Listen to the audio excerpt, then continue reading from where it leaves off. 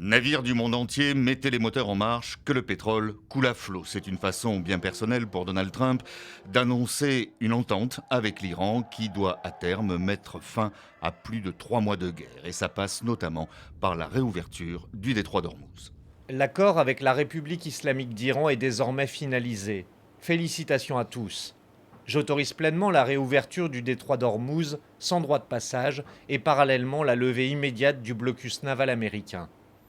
Le détroit d'Ormuz débloqué, si tout se passe bien, dès la signature prévue ce vendredi à Genève, tout comme l'arrêt des hostilités sur tous les fronts, y compris le Liban, ce qui doit ouvrir une nouvelle fenêtre de négociation de 60 jours, où les sujets qui fâchent doivent être abordés, l'avenir du programme nucléaire iranien, les stocks d'uranium enrichi, ou bien encore la levée des sanctions américaines. C'est le médiateur pakistanais qui a été le premier à annoncer cet accord, dont les détails n'ont pas été dévoilés, confirmé ensuite par Donald Trump, puis l'Iran, qui revendique alors de grandes victoires dans cette guerre.